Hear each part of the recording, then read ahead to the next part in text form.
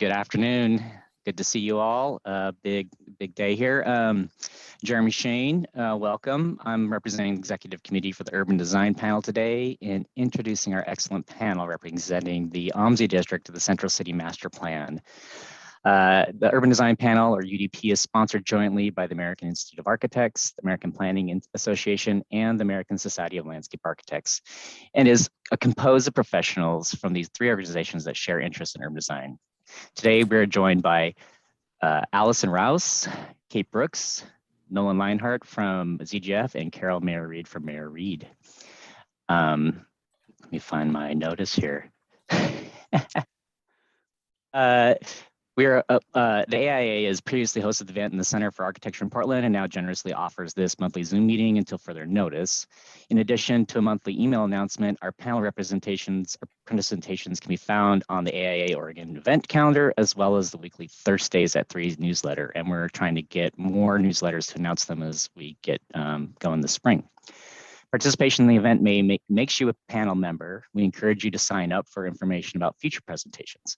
When you register for any UDP presentations, you'll be included in upcoming invitations for future events. We also encourage you to send any interest of future panel presentation ideas to Adrian Morris at AIA, amorris@aiaoregon.org, and let us know if you need that email address. These presentations are recorded, and please, as you enter, do mute if you are not already muted so that we can make room for the panel and their conversations. These presentations are made available by AA as a Vimeo file, which can be found in the link provided in the chat box. The presentation will be approximately 30 minutes and will be followed by a Q&A session.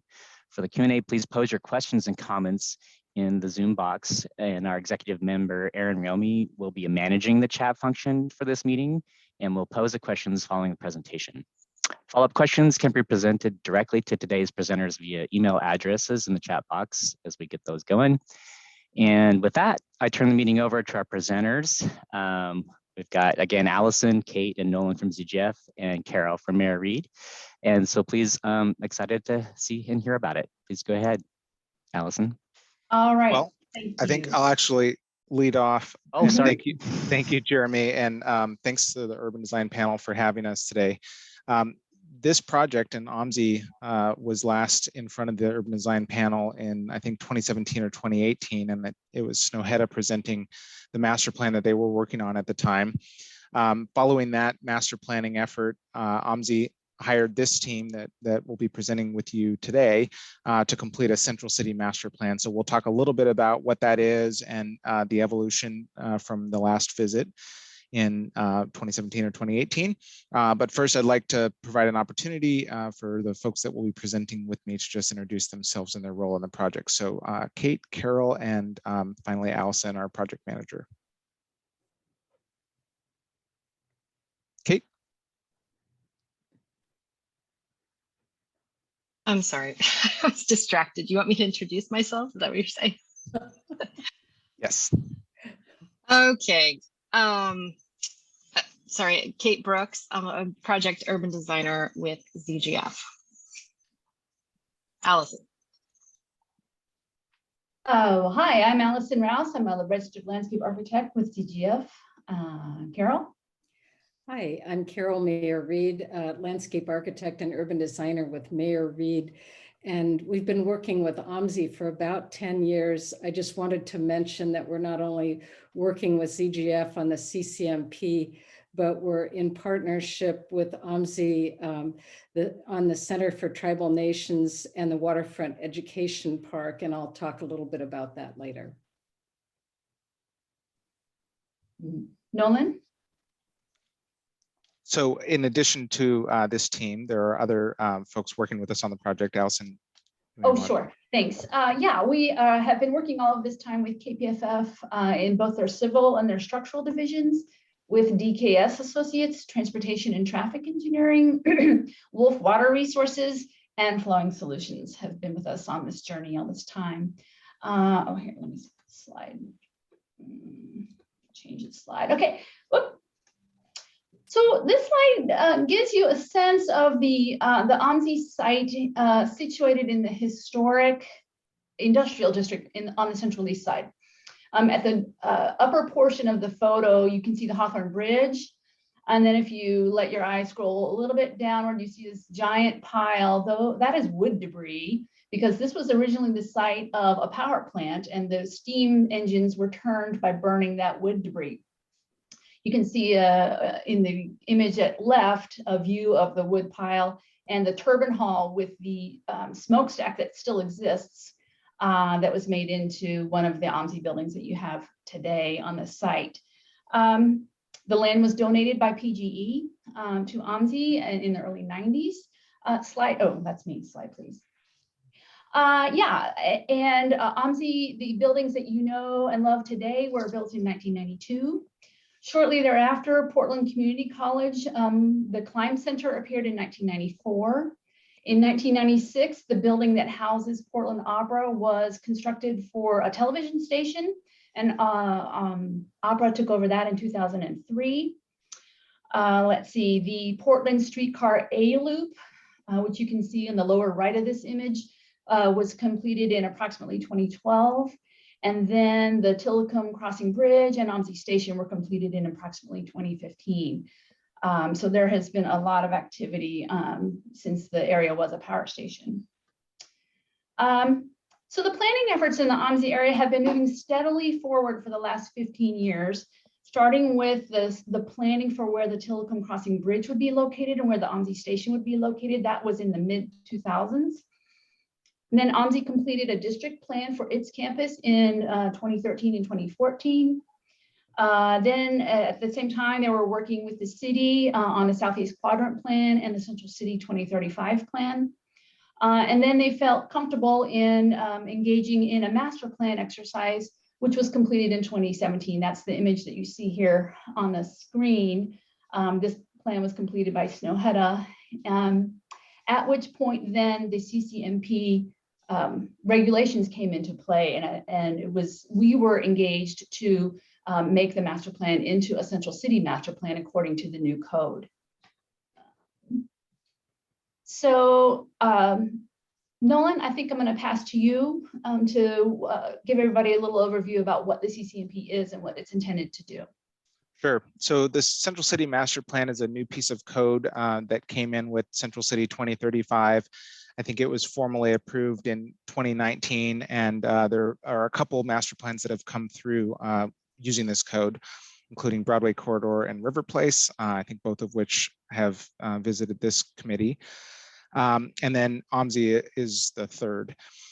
It is required for what was originally 5 sites around the Central City, OMSI and the surrounding properties being one of them. And it really is intended to provide a sense of the urban design framework for streets and open spaces and buildings and how they relate to one another and to the rest of this urban surroundings. It is a land use entitlement, and that's really what's being approved rather than particular design outcomes. And so while it's important to understand the physical relationship between those elements, it really is focused on massing at a fairly high level, and then really the scale of spaces relative to their purpose and responsibility. It's also concerned with how infrastructure capacity will be met, and so ensuring sufficient infrastructure for the scale of development that's intended is a big piece of it. Thank you. So the OMSI District is located just across the river. It's part of the Innovation Quadrant. It's located just across the river from the cluster of activity anchored by OHSU and the Zidels and OHSU just up the hill, and linked by the Tillicum Crossing Bridge, which provides, so this will help complete the vision, especially now that PCC is joined to really beef up the educational component of the future innovation that the city would like to see. An overview of some kind of the key drivers in the existing conditions analysis. The site is on the left image is mostly zoned central employment. That's the purple, with a small portion of the site on the upper and the northwest piece is zoned open space. There is a design overlay over all of the properties in the Central City Master Plan. Large portions of the site are also zoned river general. And then of course the properties along the river itself are also zoned river environmental. Over on the right, you see something that's unique, that we believe is unique among the sites around the city that are required to do a CCMP, which is that it has many owners. There are 9 property owners within the central city, or excuse me, within the CCMP boundary. And each of those would need to do a CCMP on their own, but they've come together, except for the ODOT parcel in the upper left corner. They've come together to forge a common vision, which we feel like is a real endorsement of the process and of the vision that is coming forth.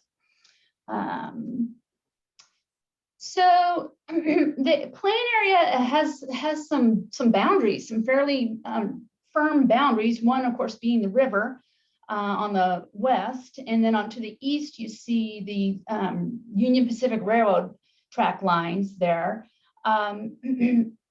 And so it's not connected to the grid, it's separated from the grid, but we're doing our best, and you'll see how that plays out as we move forward to connect it in the ways that it can be successfully connected.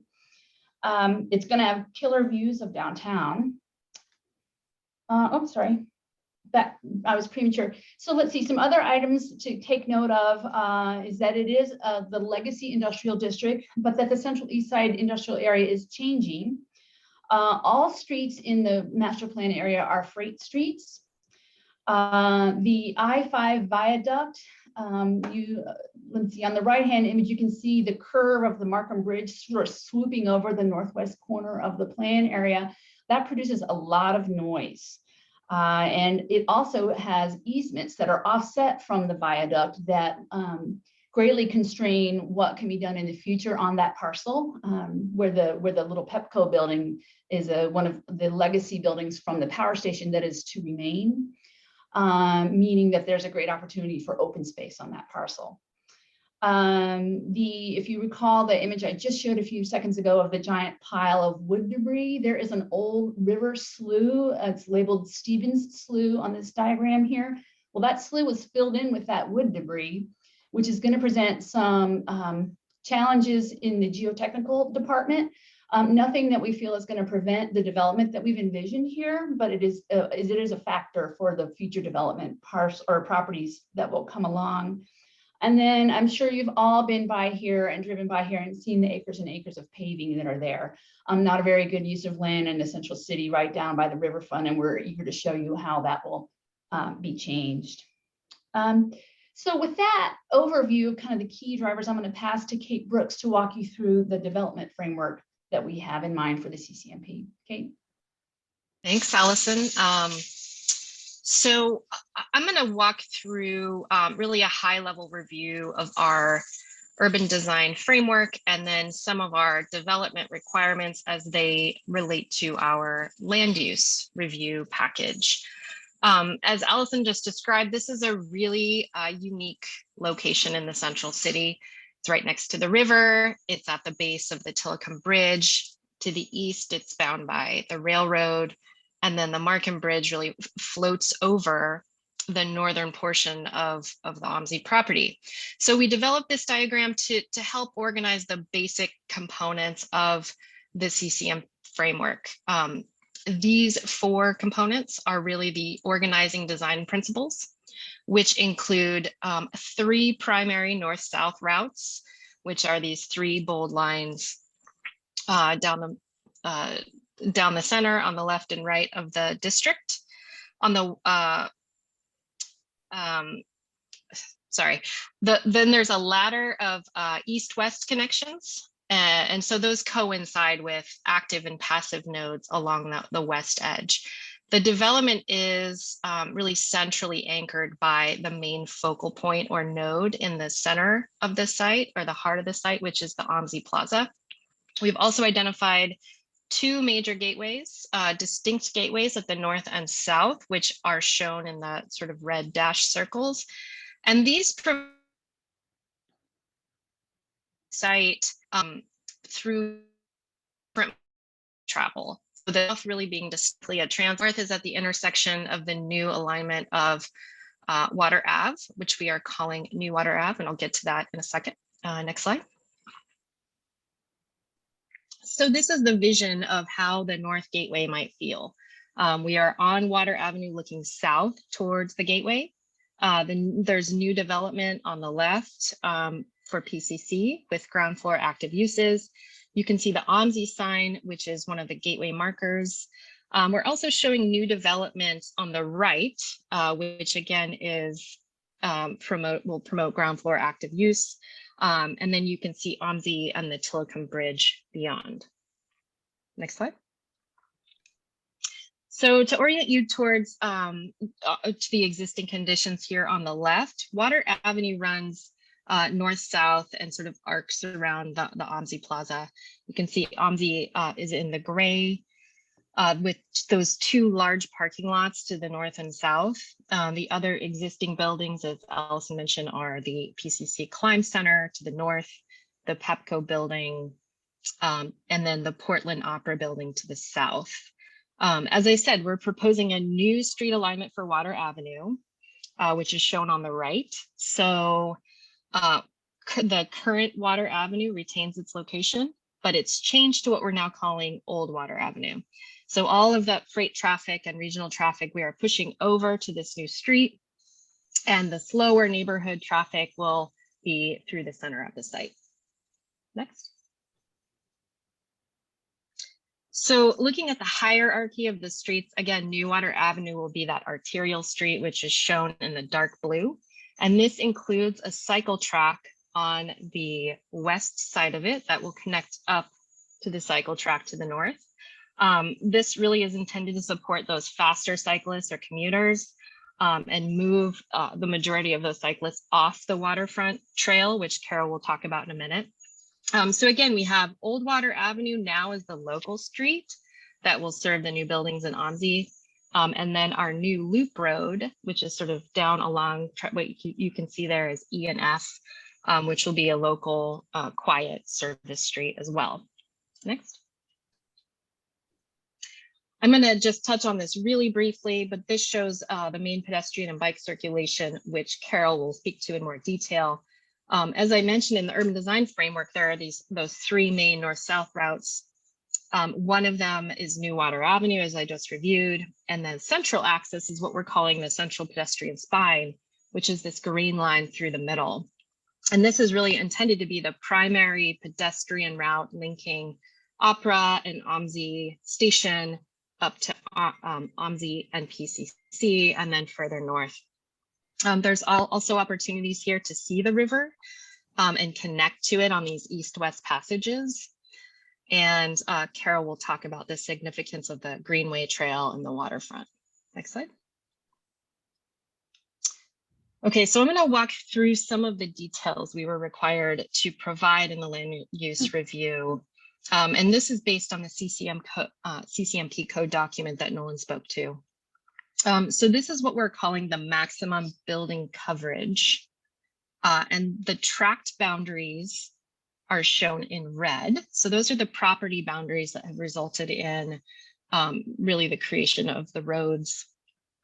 And then the black lines are the maximum building footprint areas. And those are the results of existing setbacks, easements, and our CCMP required setbacks for future pedestrian circulation and gathering. So you can kind of see where there's sort of a gap between E and F. We imposed that passageway for our central pedestrian spine. And so that's really the difference between the black and the red.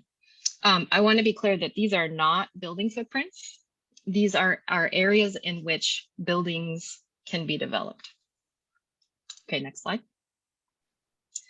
So to define the public realm and open spaces, we need to think about the ground plane, but also the massing as it relates to the open spaces in section. So we've included a requirement of upper floor setbacks in these sort of pink highlighted locations. So basically what this means is the podium of your building can be no taller than 50 feet in these locations. Then there is a required setback of the upper floors. So it essentially is what is shown in this photo To the left of that is a building at the south waterfront. So you can kind of see there's a podium there with an upper floor setback. And these are really required along our pedestrian spine, along street edges with a lot of pedestrian activity. I'll also note that between tracks E and F, we have a specific plan guideline. And this is to provide a minimum 70 by 70 foot outdoor space. So these tracks are extremely large. You could fit a Portland City block, a 200 by 200 foot block in the corner of F.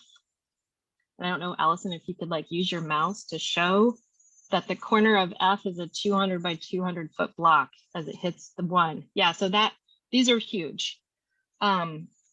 So we really wanted to require some sort of a midpoint open space in these tracks, but we didn't want to design it per se. So we added this guideline. And this is something, this is like a courtyard space that we're envisioning. And that's sort of the images over to the far left. This will also coincide with a east-west passage through tract E, and I'll speak to that in a minute. Next slide. So again, these building sites are very large and they have irregular shapes. This is not a central city grid. So we really wanted to provide more detail on which edges we wanted to reinforce with buildings and which edges are more flexible. We certainly don't expect that a building is going to fill up these entire parcels. So the edges with the red line, the solid red line, will require 75% of the building edge be built to it. And the pink dashed line is 50% of the building edge to be built to it. This again is based on wanting to reinforce building edges along the primary pedestrian spine and streets and open spaces. And where there's less pedestrian activity, like at the OMSI loading dock or along New Water Avenue, the building edge can be more flexible. Next slide. So this is a vision for the pedestrian spine. This is just north of the OMSI station, looking north, coming up into the district. The building on the right is tract C. You can see a lot of ground floor active uses there. And then in the middle, the pedestrian spine as it goes through E and F. Again, really intending to be an active link through the district, connecting OMSI station and OMSI up to PCC. And again, you can kind of see, and Allison, I don't know, again, if you can point, I'm sorry, I can't do that on my screen, where there's the podium height along the spine, right? And then the upper floor setback. So again, we're really trying to define this pedestrian spine, both in plan and section, really requiring sort of the same width as height in that space. Next. So this is our approach to defining ground floor active use frontage, and that's shown in the pink. If you could point, Allison, to kind of where we were in that rendering, we were next to tract C looking north. So again, we're anticipating that the central pedestrian spine is lined with ground floor active use. And we also are showing where we're anticipating main entries, which is that red dashed line. So the active use frontages is a requirement of 50% of the length of the ground floor includes active uses. And that is base city code. We're certainly not expecting there to be active uses along all edges of these buildings. And then we have another specific guideline, as I mentioned earlier here, the number 2. This is a requirement for a 20-foot wide interior or exterior passageway to connect that central courtyard space to this larger plaza on tract B. And there's some photos to the left of an example of how that might be articulated with architectural features. So it's really prominent in the building facade. And Carol will speak to that a little bit in terms of all of our sort of east-west connectivity that we want to get out to the river. And I'll hand it over to Carol. Thank you.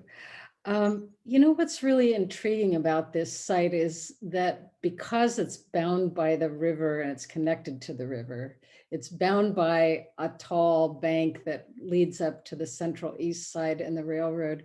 It has more of a riverine shape to it, and it's emphasized in the north-south direction, as you've said. And then one of the interesting challenges is how to get those connections back to the river by using different means to connect in the east-west organizational parts of the site. And there's sort of an organic block layout that you're seeing now, and it's very much unlike anything you see in Portland. It is not a slave to the standard Portland grid. So we think the architectural response will be really interesting. And we also have a great amount of enthusiasm for the kinds of additional open spaces that you'll see as development takes place because they won't fill out every bit of what you're seeing here in white. This master plan is showing right here sort of the qualities that we'd see in terms of the kinds of gathering spaces. I'll just start at the south end, which is parcel B, and the kinds of opportunities that we have for programs. Right now, we're working through a series of visioning sessions, working with OMSI and also the Affiliated Tribes of Northwest Indians, called ATNI for short, and the Columbia River Intertribal Fish Commission. You'll hear that called CRITFIC. We're working on a series of program elements and describing the kinds of spaces, events, kind of activities that could be able to happen in all of the waterfront, and especially along the edge in the waterfront education park. The Center for Tribal Nations is another site element that will be discussed at a future time. It's not part of this project yet, but it does have a lot of interesting opportunities. There's no location for it yet. There's just a discussion about what it could be. So you'll hear more about that in the future. But this microclimate that this site tends to have is really ideal for use in all seasons. It's facing the southwest, wonderful connections to the greenway, wonderful connections to the water, celebrations, events, displays, demonstrations, eating, cooking, day camps, outdoor classrooms for teaching and learning, and also a really wonderful amount of viewpoints of the river. In fact, we've proposed 5 along this stretch of the waterfront. These are places where the interpretive themes and activities can play out. And again, we're still programming that. There's some really incredible content coming out and significant emphasis of connections to the river and the land as sacred places. In the north end of the property, there's a bank restoration effort in connection with the Bureau of Environmental Services and Portland Parks and Recreation. And again, restoration of the land is really an important healing activity, recovery of a brownfield that's been treated so badly over time, and plant communities that extend all the way from the water's edge up into the district in a number of places. So we have a lot of great opportunities here. This will be like nothing else we have in Portland. And we're really, really appreciative of all the different agency and organizational support for this vision. If you want to go to the next slide, I'm hoping you have the, oh, okay. This is that, Kate, could it be the next slide, Kate, do you know? There we go. We'll come back to the one we skipped. Thank you. I was trying to transition into this idea of an ecological network that we think can play out, again, like anything in the city. And we're taking a holistic approach using all available urban land to support this vision in very large and very small ways, including what's planted next to buildings in those, fragments that won't be developed with buildings, and even on what's on the buildings, playing the importance of plants in our lives in the urban environment. If you recall, OMSI's bioswale started the green infrastructure movement for the entire nation.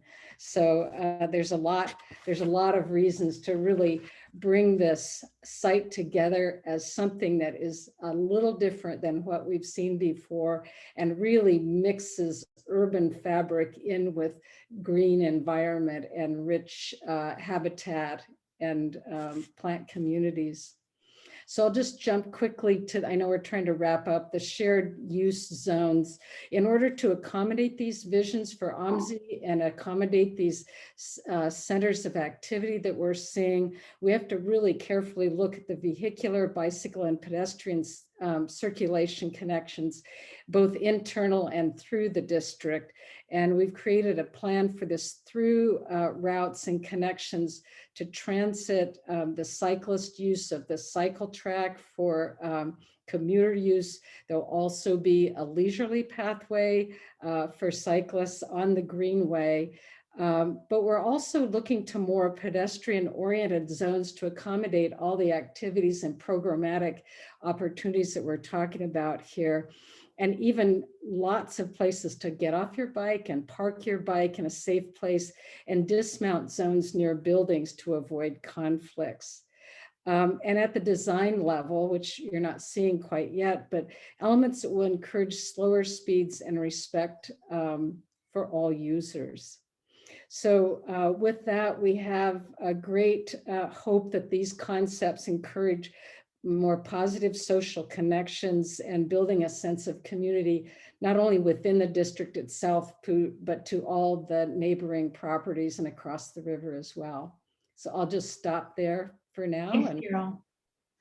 Go ahead and wrap it up. Here we have a rendering here that shows one vision for how all of this future development might play out. So the CCMP will be entitling a transit-oriented development with a mix of uses, including up to 1,200 apartment residences. The OMSI and its partners are planning on approximately 3.4 million gross square feet of new development, although the maximum entitlement requested will be nearly 4.3 million square feet of new development. OMSI and its partners have worked very hard to develop that vision in collaboration with local, regional, and tribal governments, as well as nonprofits and businesses. And while the OMSI district will be connected to its central east side context and also to its downtown context across the river and across the bridges, it'll also have its own character with this transit-oriented mixed-use development that is inclusive, integrated with its waterfront location, and that will emphasize cultural, artistic, and scientific, science-based learning. So that concludes our presentation, and we thought we'd stop now and take your questions. Yeah, thank you so much to the presentation team. And recognizing a number of folks that are in the audience today, I'm stunned that there are not more questions in the chat window. So I challenge you all to come up with your brilliant questions and fire them off to this great team.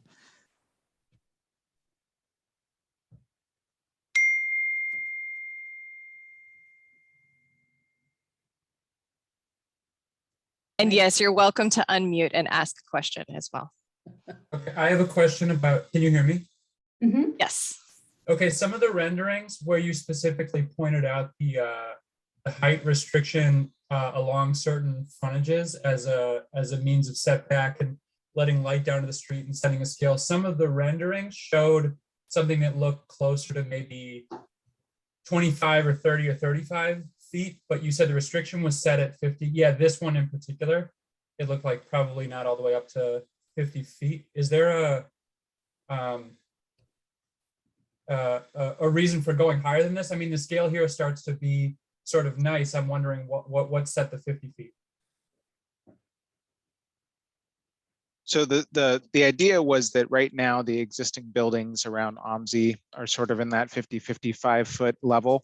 So the notion was simply that the street wall right at the edges of the public realm would sort of match that and create a sense of continuity through the district. So while it's appropriate and the FAR certainly allows for buildings that are at that higher level. We wanted there to be a certain consistency and scale that related to the spaces in the public realm. Great, thanks. Great, and we now have a flood of questions and comments in the chat. Thank you all. First of which is, was there any study or interest of a bike ped connector over the track south of Clay and north of the streetcar bridge? There has been a lot of study of that, and that study is ongoing on the part of the city as part of the Green Loop study. Mayor Reed is also working on that. And one of the challenges we've had is, as always with master planning, it would be nice for all the trains to come in on a schedule that allowed the master plan to put a nice bow on the top of everything. And sometimes that's not possible. So it is likely that the master plan will have to be submitted based on the existing city's policy around the Green Loop. It'll show an intent for how it could accommodate that, even as the city continues to figure out its strategies for what that might be. But certainly there is a desire and an understanding of the value that an additional crossing over the rails could have between Clay and the streetcar bridge. Great. And what existing buildings would be demolished as part of this build out? I think the answer is 1800 Water Avenue has a building on it, and that could be. I think there have been conversations and an intent for flexibility around what happens on PCC's property. And then I think Opera has some visions that may or may not result in a change to the buildings that are on their property. So those are the three parcels that could see a change.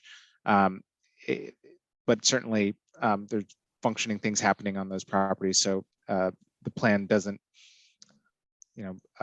call for that. It really is a land use entitlements document. And so what it's describing in the end is what you could do, not a plan for what is guaranteed to happen. Great. And can you speak a little more to building height maximums? Sure. I don't know, Allison, if you want to take that one. Sure. Well, the maximum height in this area is 250 feet. Some of the buildings could go up that high depending on how the uses are. The base FAR in the area is only 2 to 1. And so for a building to pop up that high, there would need to be a significant influx of FAR to that particular parcel. But the maximum height is 250 feet. In the rendering that you see here, none of the buildings in the rendering that we showed you is that tall. But it could happen depending on the future proposal. Great. Another message about parking and affordable housing ratios, and how does Sarah's InfraCenter concept fit within this design? We are aware of the effort around the InfraCenter and that there has been a grant to fund investigations around district sustainability systems, but that would be in the category of the Center for Tribal Nations, another future project that can be accommodated by this framework. And that's all the information that we have at present right now. As far as parking ratios, there's not a minimum amount of parking required in the district, and how the parking situation plays out in the future remains to be seen with the parcels or the projects that come along. Nolan, do you have anything more to add about that? Yeah, just that both the parking and affordable housing ratios would be consistent with baseline expectations in the central city. So parking maximum rather than a minimum, and affordable housing would be consistent with the inclusionary housing program. Great. Was there any thought given to providing people access to the water? Allison and Carol can fight over who wants to answer that one. There was some thought to taking around that. And I'll introduce some parameters and then pass to you, Carol, to be a little bit more specific. So this interesting site in that it's in a scour zone of the river. So the river energy is very strong here. OMSI, I don't know if you've ever been by in the spring and seen the collection of debris and logs that collect in the Z-shaped submarine ramp. And so that energy persists all year round, although there is, of course, a low water period at the end of the summer. But by the time the water gets that low at the end of the summer, there's not an accessible way to get down from where the greenway, the elevation of the greenway down to the river. And so our explorations looked at really, really long, elaborate ramps and things to get folks in an accessible manner down to the level of the water when it and the energy of the river drops that low. But it just wasn't prudent to kind of plan on building such an elaborate structure. Carol, can you add more detail to that? Yeah, we've spent years looking at these opportunities, and right north of the Tillicum Bridge, there's an industrial cap that can't be moved or altered in any way. So there's another one just north of the Hawthorne Bridge, but we have been working in concert with the city, parks and planning and BES on water access opportunities in the crescent. You'll hear it called the East Bank Crescent, which was just north of the OMSI property. And there are plans for improvements along there to get people down to the water. One more thing that's within this plan, though, as an opportunity is to use the gangways that lead down to the existing docks to create more of an outdoor classroom or expanded platform where kids can come down with test tubes and take samples of water and do other kinds of activities in a safe way, and be able to also make connections with light watercraft. It's possible to be launched from here or tied up here. Same thing with the Holman dock just north of OMSI's property. That's part of that East Bank Crescent. So there's been a lot of attempts here and I think some pretty good pieces put into place in the puzzle between the Tillicum Bridge and the Hawthorne Bridge, looking at it from a holistic standpoint. Great. How are you addressing a possible wind tunnel being created through the pedestrian connection? So, as I'm sure a lot of you who have worked on district scale plans and buildings, we really can't tell what the wind tunnel would be until those buildings are designed. So I think there are a lot of things that will really have to be dealt with as buildings come online, and rather than through the master plan. Nolan, I would also add that using trees as a strategy can mitigate the wind to some degree as well, in terms of where you want to place them and what sort of attenuation that canopied trees can provide. So that might be one of the strategies that we use if this thing moves forward in a way that we could be able to predict some of those models. Yep. Great. Could you talk a bit about future public process and that schedule? So one interesting thing about the Central City Master Plan Code is that it really focuses the public process around the Design Commission hearings. So OMSI's been having conversations with their immediate community in the Central East Side, with the neighborhood associations in Brooklyn, and can never remember the acronym there. SMILE. What is it? SMILE. SMILE. And so they've been having those on an informal basis, but the formal public engagement, especially after we submit the master plan application, really is focused around Design Commission hearings. And then, of course, if public open space projects that might come forward may also have separate public processes. Great. And next up is David with the commentary/question. So ODOT seems to be the elephant in the north corner. Do you have lessons and observations regarding their positive cooperation on the riverfront going forward? Carol, you want to handle that one? Well, I've been out on site with some of our indigenous partners on this project, and they looked at me and said, you know, that bridge will not always be there. And that was a pretty interesting moment to acknowledge that. But, you know, there's nothing to prevent the kind of restoration work that we're talking about in the north end. And we are staying away from the bridge columns. We're not grading in such a way that the bridge would fall down, but we do look at the north end of this as a very noisy place. And we're talking, you know, with our partner groups about what that means. And in terms of restoration, we think it's actually a really good site to start to bring in different plant communities that can exist in shade as well as sun, and be able to, despite the bridge overhead, provide a real full range of mitigation for the condition that it's in right now. So we're trying to look at it in the most positive way possible, knowing it is limiting in a lot of regards.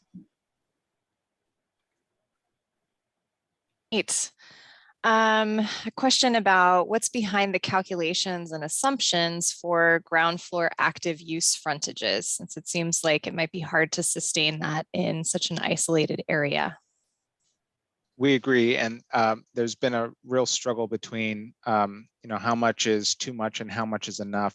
I think there's an appreciation that, given the fact that this whole area is tucked in between the river and the rail line, it isn't going to have the kind of continuity of urban fabric to the east and the west that would help to make it active in a 24-hour way, even though there is, you know, abundant transit and the intent to put some significant density here. That said, I think our clients were really insistent that at least the spine, which is Old Water Avenue past OMSI's front door, and then the space in between E and F past C and D down to the transit station, that there should be an emphasis there. So what we've tried to do is relieve some of the other areas in the plan from the responsibility of having central city levels of ground floor active use and really focus it on that spine.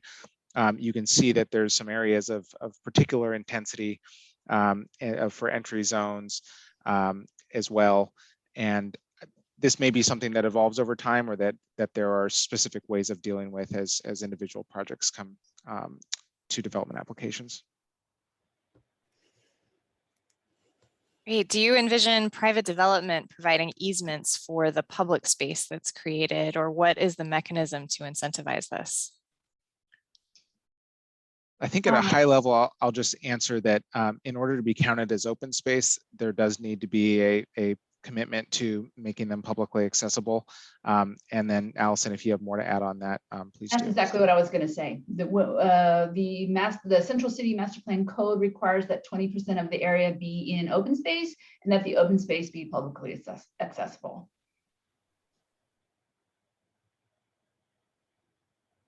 Great. Is there a plan for the Bull Run property to be improved with bike ped facilities? Yes. Not specifically, not as a bike ped facility specifically at this time. I think it is prioritized for pedestrian and cycle connections between New Water Avenue and the river. But again, it's not designed, and the section doesn't designate specific uses. One of the challenges there is that it is ultimately a utility easement, and it's actually not even an easement. It's Bull Run property, and so we were cautioned against assuming too much about what the uses of that space could be. At any time, it needs to be available for access to the Bull Run and whatever they need to use that property for. That said, the vision is for it to be a mixed-use pedestrian space. Yes. So that's the vision. Yeah. Great. And was there any consideration to limit or eliminate car access to the developed area? You know, I would say a no. lot of the area is limited and doesn't have car access, namely the spine between the station and OMSI. That said, just providing loading and service access to OMSI's facilities, which are significant, and then access, because there isn't a big, vast street grid and street network, it did make it a little bit challenging to envision closing off any more than we already have. Great. Next up, my coworker Martin with some kudos. Kudo number 1, public space south of OMSI rather than private development. Kudo number 2, honoring the existing OMSI buildings as foreground buildings with the new taller development providing the background. And kudo number 3, pedestrian first focus of the plan. Thanks, Martin. You. He understands your intent. Next question, any consideration for maintaining view corridors from downtown and Southwest Portland to Mount Hood? You know, it did not come up. Interestingly, because of some of the things that Carol and Allison have mentioned with the orientation of the district and its urban fabric shaped or not shaped by the rest of the city grid, it kind of made it challenging to line up the patterns here with other view corridors and view sheds. Fortunately, I think there's only one that even really impacts the site in terms of formally designated view corridors, and so we did honor that. Carol's note that the Markham Bridge won't be there forever is an important one, but at least for right now, it sort of is blocking from downtown that line that you might take from, say, River Place to Mount Hood. So from that perspective, I don't think it occurred to us that we might plan for views from specific destinations through the district to Mount Hood. So yeah, I think views came up in a sense where we were trying to honor those that have been established, but in terms of those that had not been established, I think it started to become very complicated once we looked at what it would do to already oddly shaped parcels.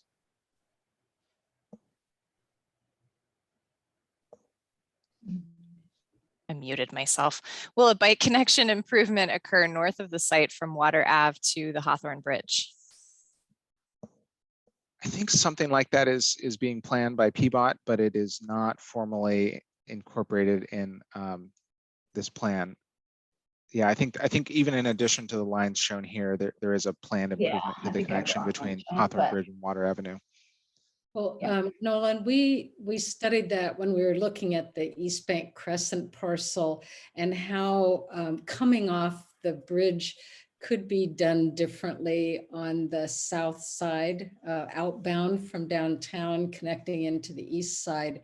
And it's really interesting how that ramp returns and makes an L with the Greenway Trail as we know it today. And it literally forces everybody to go onto that. And I think most people at PBOT and I know at Parks were looking forward to a revision of that ramp to the point that it would really help direct you onto the cycle track and onto the trail network that would be set up on New Water Avenue. So it's kind of an important piece of the infrastructure, but it's not in this particular project.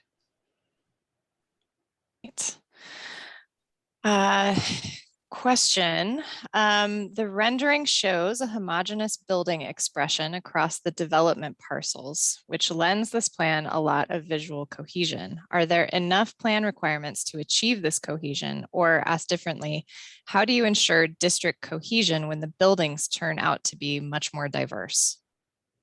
So this is, again, always the struggle with visualizing a master plan when the developer and the architect of these buildings is not yet at the table. You want to provide enough details so that people get a sense of character and scale, but not so much that it feels like a commitment to design outcomes. And in this case, really the cohesion is about the space between buildings and the character of the ground floor, the public realm, and those relationships. Beyond that, I would say the cohesion that you see is us trying not to imply design outcomes that we can't know yet. And unfortunately, it's unintentionally implying a style possibly as well. Well, and if I could add just a little bit, there was so much content that we didn't show you because we tried to simplify everything, but we do have some what we're calling design tenets for massing that we worked on with our internal architecture team.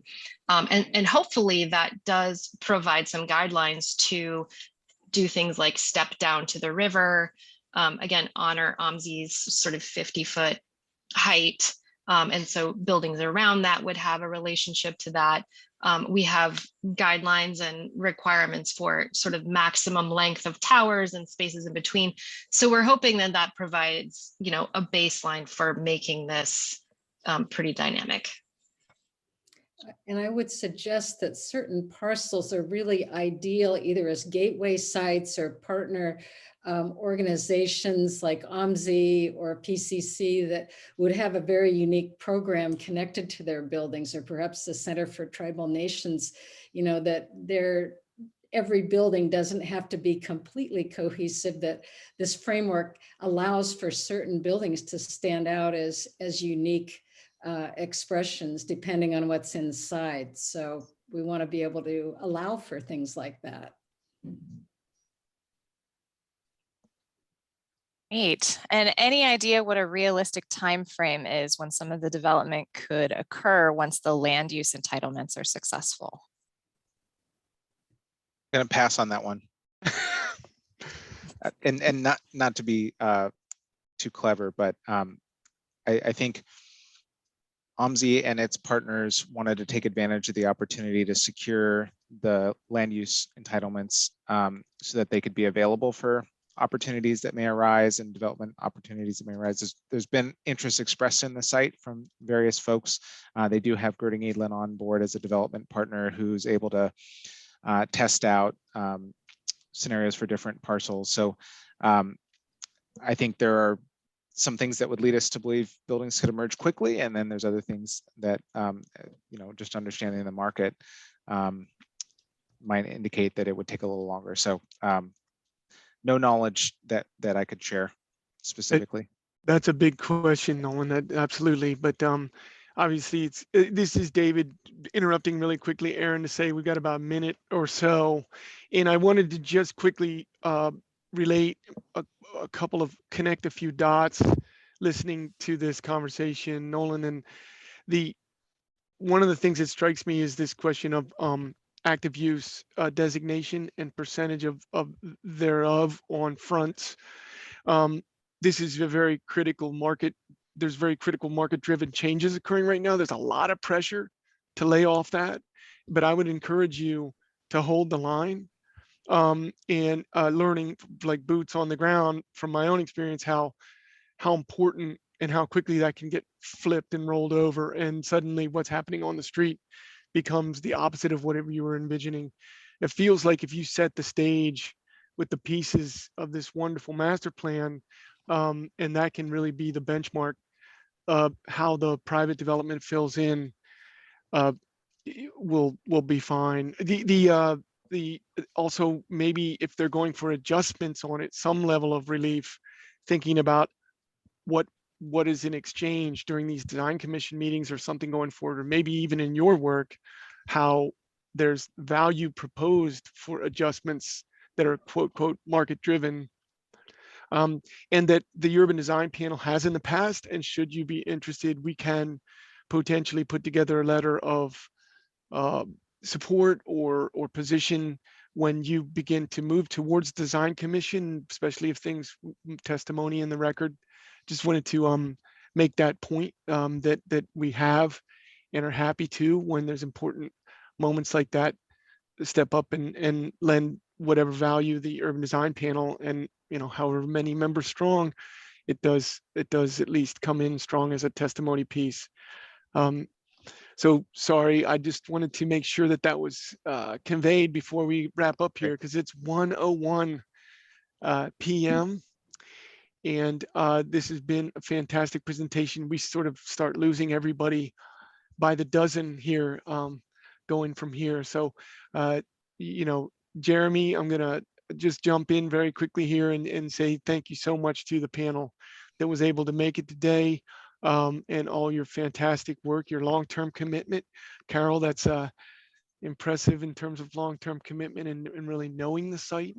I think in general, I can certainly say for myself that that this is very thoughtful and has the bones of a lot of really good things, and even simple things like I'm a cyclist and I come down through that space all the time to try to get to the spring water, and I can tell that you've thought about, you know, even further micro division between the types of pedestrian and bicycling populations that occur there. So from sort of the macro to the micro, very fascinating work.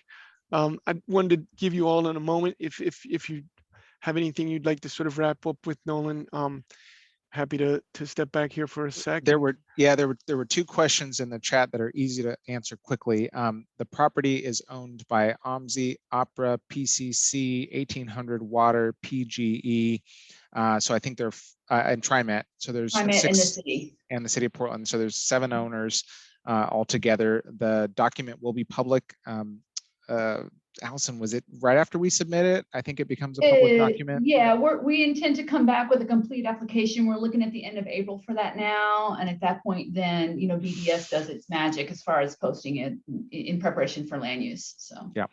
So I said it in the chat, but really appreciate everyone's participation and the questions. And, you know, it's always great to see everybody and receive positive and thoughtful remarks on the work from our professional community. So thank you. Fantastic. Jeremy, I didn't mean to usurp your MC position, but I know that we really do have to, everybody has to run, and it's always a bittersweet because these fantastic presentations, you just want to spend another hour to learn more. Perhaps we can get you all to come back in a you know, with substantial time from now and present again lessons learned in the next leg of your journey here. Awesome. Thanks everyone for attending the Urban Design Panel March 2022. Look forward to seeing you next month and the month following. Great presentation. Thanks. Thank you. Good afternoon. Have a great day. Bye.